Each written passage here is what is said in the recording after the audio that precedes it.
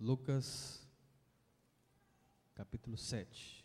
Lucas 7, nós vamos ler, irmãos, do verso 11 ao verso 17. Diz assim a palavra de Deus: Em dia subsequente, dirigia-se Jesus a uma cidade chamada Naim. Iam com ele os seus discípulos e numerosa multidão. Como se aproximasse da porta da cidade, eis que saía o enterro do filho único de uma viúva. E grande multidão da cidade ia com ela. Vendo tal viúva, o Senhor se compadeceu dela e lhe disse: Não chores. Chegando-se, tocou o esquife e, parando os que conduziam, disse: Jovem, eu te mando, levanta-te. Sentou-se o que estivera morto e passou a falar, e Jesus o restituiu à sua mãe. Todos ficaram possuídos de grande temor e glorificavam a Deus, dizendo: Grande profeta se levantou entre nós e Deus visitou o seu povo. Esta notícia a respeito dele divulgou-se por toda a Judéia e por toda a circunvizinhança. Amém. Amém, irmãos? Amém. De fato, irmãos, quando nós pensamos no milagre da ressurreição, nós ficamos abismados. Certamente, a ressurreição do filho da viúva da cidade de Naim, com a ressurreição de Lázaro e da filha de Jairo, são marcos no ministério do Senhor Jesus. São milagres extraordinários que serviram com um propósito muito particular na sua época. Jesus não curava, meu querido irmão, apenas por curar. Quando Jesus curava, curava com um propósito.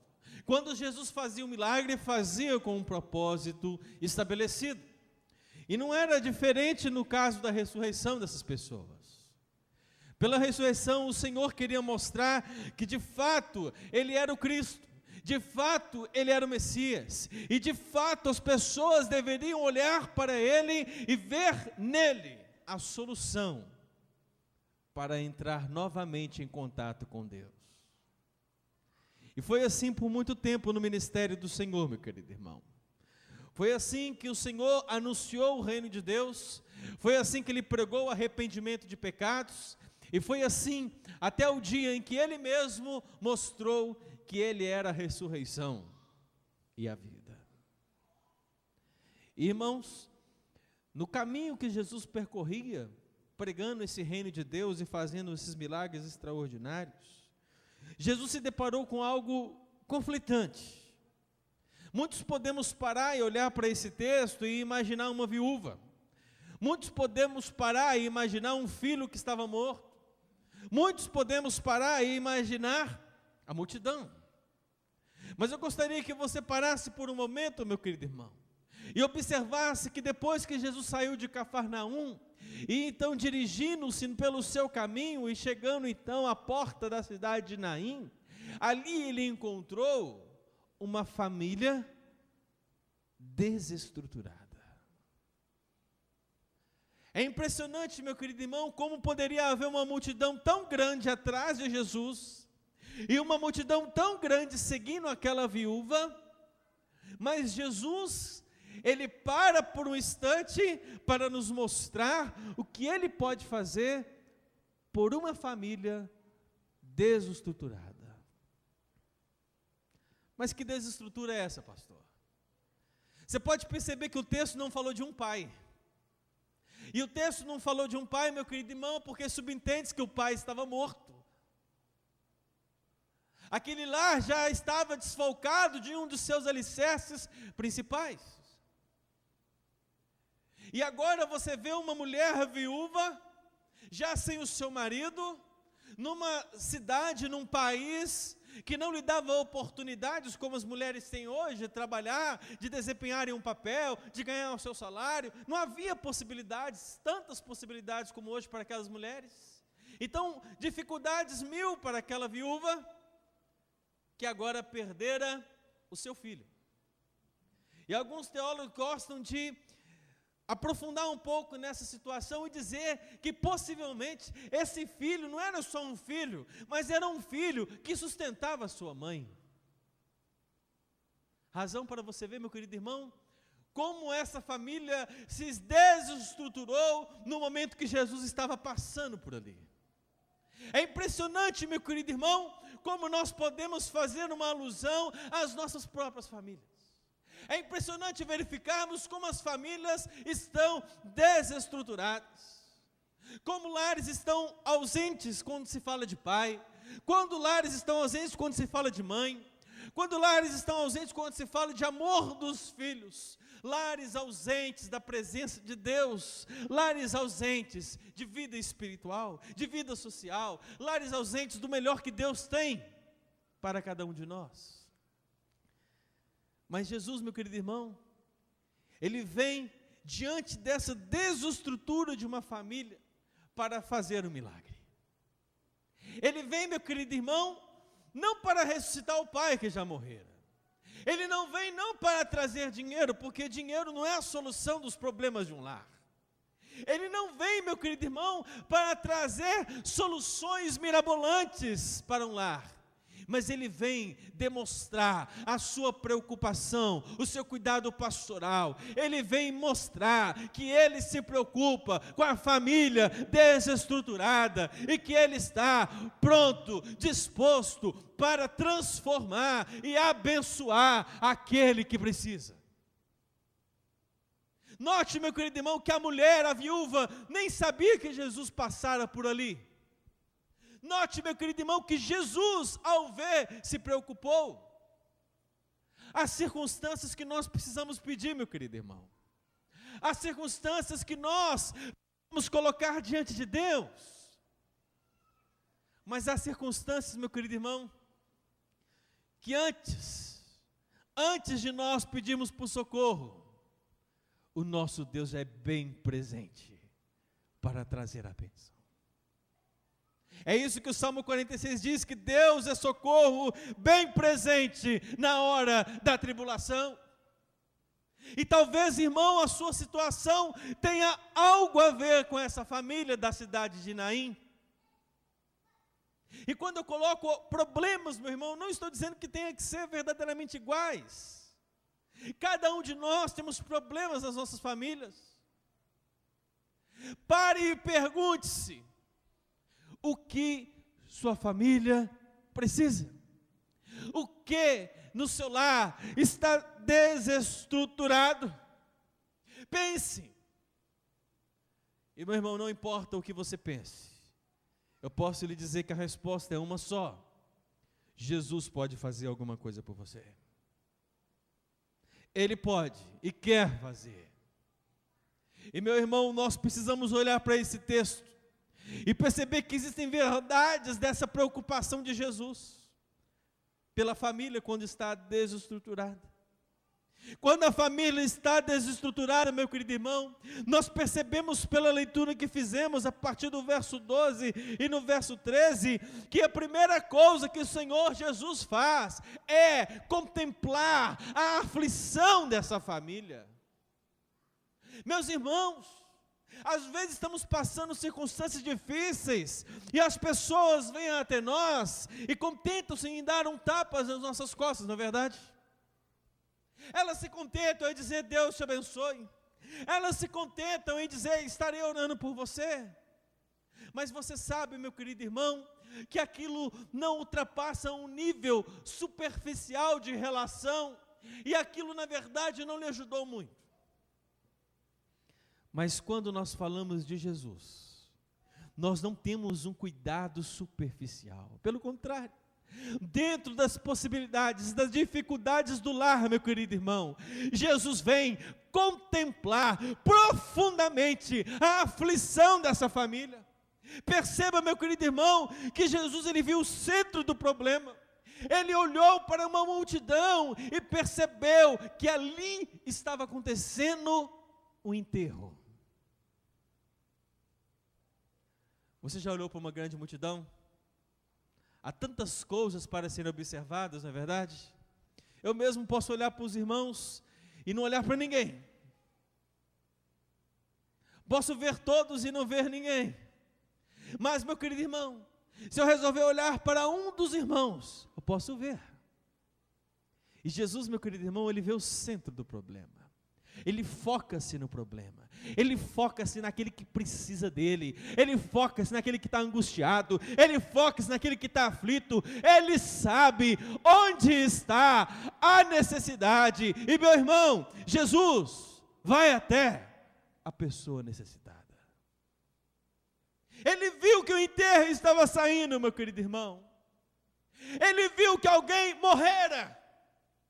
Ele sabia do filho da viúva que morrera, ele conhecia a aflição, ele sabia o centro do problema, ele sabe os nossos problemas, ele conhece os nossos problemas, irmão. Ele contempla cada uma das aflições da família. Você pode perceber, meu querido irmão, que Jesus não simplesmente viu o centro do problema, o enterro saía, mas a palavra do Senhor também mostra que Jesus, ele se compadece, meu querido irmão, de quem há esperança. A palavra do Senhor diz que ele olhou para o enterro do filho único de uma viúva. Mas para aquele que morreu, não há mais esperança, meu irmão. Para aquele que morreu, não há mais obra. Para aquele que morreu, não há mais solução. Então Jesus, meu querido irmão, conhecendo o centro do problema da família, ali daquela viúva, a palavra do Senhor diz que ele, vendo-a, que ele olhou para ela, ele viu a viúva, ele se compadeceu da única pessoa daquela família que estava sofrendo, sozinha, angustiada, aflita, ele olhou para ela. Ele olha para você, meu querido irmão. Ele sabe o que você tem passado, meu querido irmão.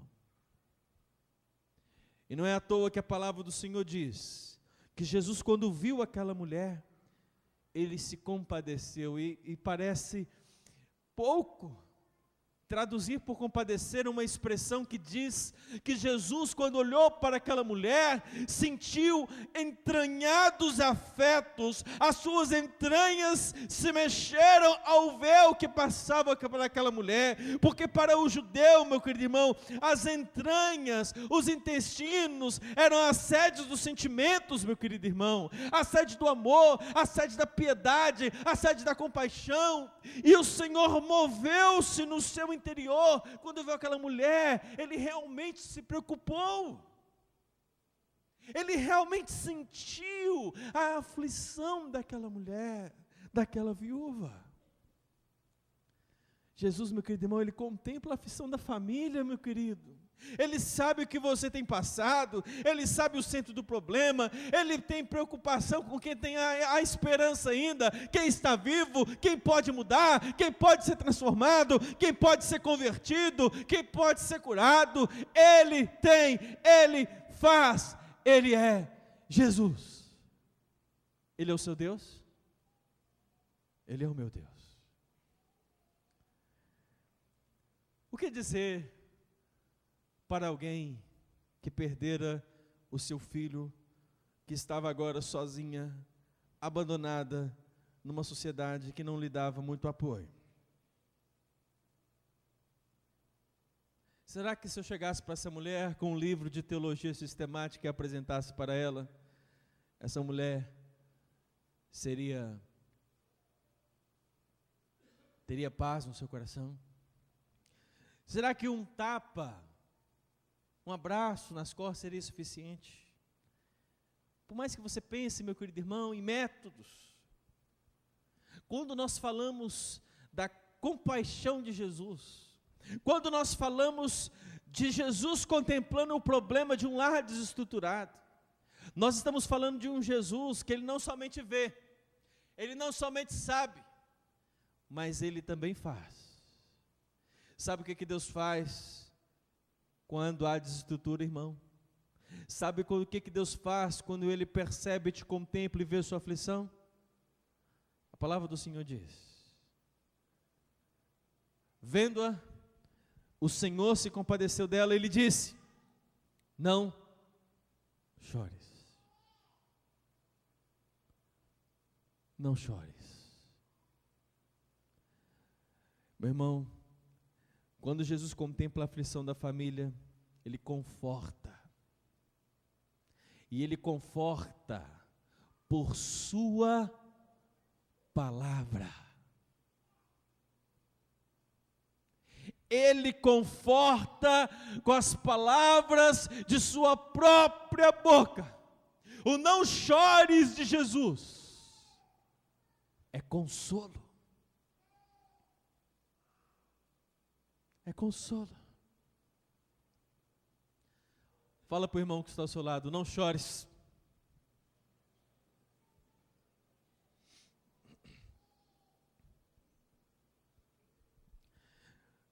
Você conhece a palavra de Deus, meu querido irmão. Você sabe que em outros casos, Jesus pediu provas de fé. Jesus pediu que pessoas tomassem atitudes específicas para receber uma bênção. Mas aqui a palavra do mestre, a palavra do pastor, é uma só. Não chores. Não chores. Jesus, Ele contempla a aflição da família. Está passando alguma situação complicada, meu querido irmão? Sua família tem ido e passado dificuldades? A palavra do Senhor diz para você essa noite: eu contemplo a sua aflição, eu sei o centro do problema, eu me compadeço de ti, e eu me conforto, eu te conforto, pela minha palavra. Amém, irmão? Mas não para por aí. A história não acaba, irmão. Eu acho que se nós parássemos por aqui, ficaríamos com a palavra de Deus para o apóstolo Paulo, que disse: Paulo, a minha graça te basta, meu querido irmão. Mas não, Jesus, meu irmão, tem algo mais preparado para essa família desestruturada. Quando você chega e lê o verso 14 ao verso 15, você vai perceber a segunda verdade desse texto. Se a primeira verdade é que Jesus contemplou a aflição da família, a segunda verdade é que Jesus restitui o necessário à família. Ele restitui. E o que o texto diz, meu querido irmão? A palavra do Senhor diz que Jesus novamente volta a tocar o centro do problema. É impressionante que no meio de uma multidão, Ele resolve se aproximar do esquife, Ele resolve se aproximar do caixão, Ele resolve se aproximar daquela cama, Ele resolve se aproximar daquela caixa, onde os mortos, onde os ossos eram colocados. E a palavra do Senhor diz que por um instante, Jesus toca o esquife. E depois de tocar o esquife, meu querido irmão, Ele toma uma medida de preparação para aquilo que Ele estava para fazer. O texto bíblico diz, meu querido irmão, que Ele tocando um esquife, os que estavam conduzindo aquela procissão, se assim podemos dizer, o que estavam conduzindo aquele momento de tristeza, o que estavam conduzindo pararam. Todos pararam. Agora todos os olhos estavam fitos naquele que tocava o esquife. Todos os olhos estavam fitos em Jesus. Somente Ele, naquele lugar, naquela circunstância, naquele momento, podia restituir o necessário à família. E a palavra do Senhor diz, meu querido irmão, que parando aqueles que conduziam, Ele disse: jovem, eu te mando, levanta-te. Jovem, eu te mando, levanta-te. E meus irmãos, não é um silêncio que se ecoa, não é a mesma mesmice, não é a mesma desestrutura. As palavras de Jesus vêm para restituir o necessário à família. Aquele que tem sofrido, aquele que tem penado, que tem passado lutas difíceis num lar desestruturado. precisam perceber que Jesus é aquele centro que, ao tocar o problema e ao dizer, eu te mando, eu te mando, eu te mando, o milagre acontece. O milagre chega, irmão. E aquele que estava morto, levanta-se. Aquele que estava morto, levanta-se e senta. E a palavra do Senhor diz que ele começou a falar. Os sentidos, irmãos, são para demonstrar o tamanho do milagre do Senhor. Os sentidos são para demonstrar que verdadeiramente aquele homem, aquele jovem ressuscitou. E aquilo que aquela família precisava, aquele jovem foi restituído. O que precisa ser restituído na sua família, querido irmão? Será o marido? Será sua esposa, os filhos? Será uma paz que já há muito tempo você não vê? O que precisa ser restituído, meu querido irmão? Jesus pode restituir. Jesus, meu querido irmão, Ele restitui o necessário. O necessário. Aquela viúva não queria mais nada, a não ser o seu filho. E o filho, Jesus deu a ela. O que você necessita, Jesus pode restituir. Irmã, um milagre desse não é qualquer dia que nós vemos, não. Um milagre desse, nem mesmo na Bíblia, é descrito muitas vezes. Mas que lição preciosa. Que lição preciosa saber que o meu Jesus olha para a minha casa, olha para o meu lar, vê o meu problema, Ele me consola e me restitui o necessário. Você sente isso no seu coração, meu irmão? Você sente que Deus pode fazer algo por você? Você sente que Deus pode fazer algo por sua família? Ele pode, meu querido irmão. Então renda-se aos pés de Jesus, entregue a sua vida ao Senhor, entrega a sua família a Deus, meu irmão, e deixa Deus agir no seu lar, porque afinal de contas, a família veio, meu irmão, a família veio e existe para um propósito muito especial. E essa é a terceira verdade do texto que nós lemos. Quando nós lemos o verso 16 e 17, o que nós podemos contemplar? Quero convidar você a ler comigo novamente, o verso 16 e 17. Vamos lá? Todos.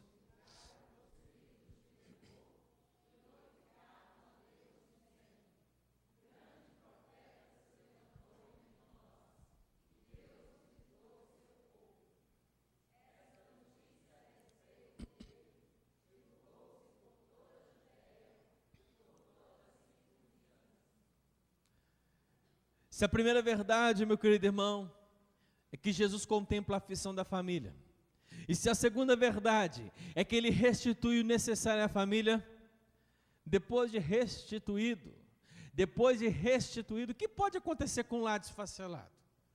Depois que Jesus abençoou uma casa, meu querido irmão, que estava acabada, o que acontece com essa família? Essa família é entristecida? Não. Essa família, ela voltará, meu querido irmão, a mesma coisa? Não. Essa família deixará de seguir a Jesus? Não. Quando Jesus restitui, quando Jesus faz um milagre na casa, no lar, na família, no marido, na esposa, no filho, quando Ele faz, meu querido irmão, a palavra de Deus nos mostra que o natural, que o consequente é que Jesus seja glorificado por meio da família. Afinal de contas, é para isso que nós existimos. Nós existimos para glorificar a Deus.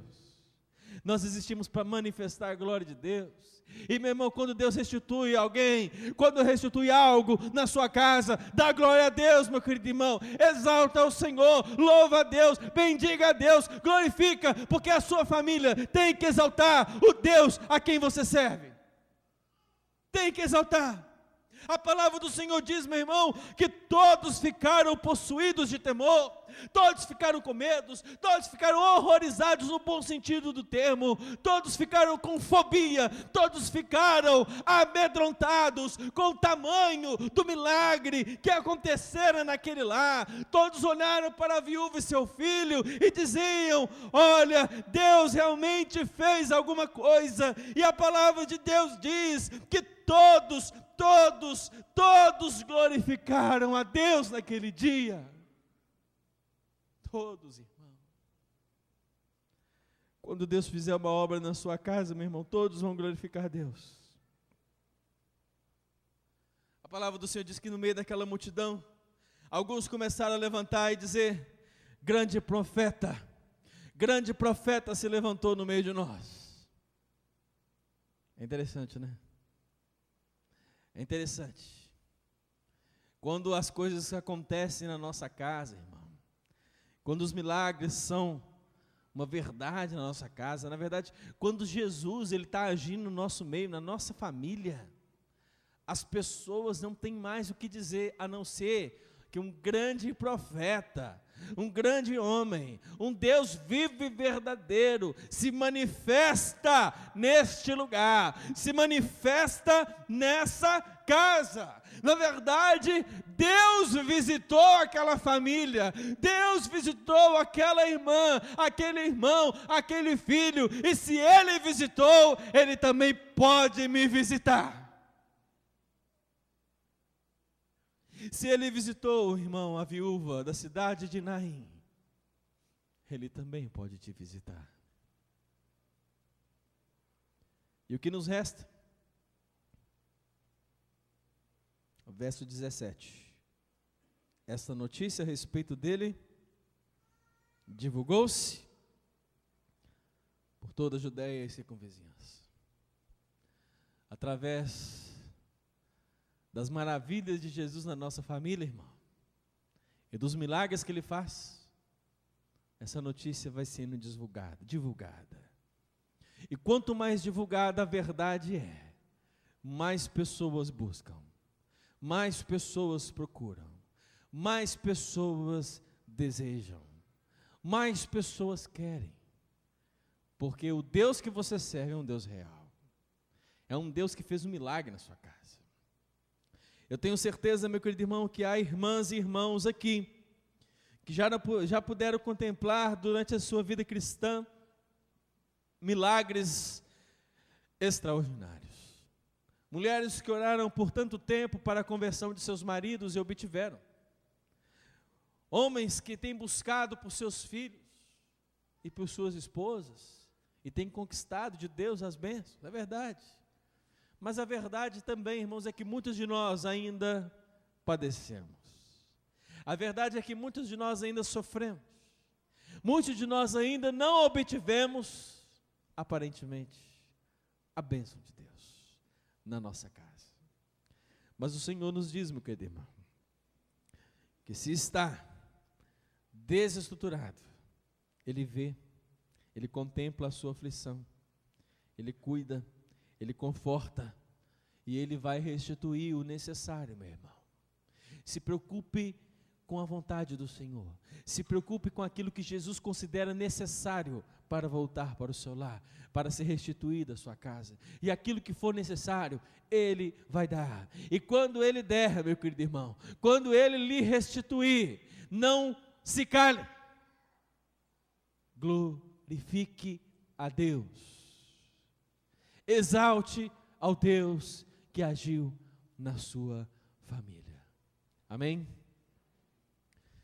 Será que há alguma aflição na sua família que Jesus precisa contemplar? Será, meu querido irmão, que algo precisa ser restituído em sua casa? Será, meu irmão, que Jesus tem sido glorificado por meio de sua casa? Bom, eu quero convidar você a orar por sua família nesse momento.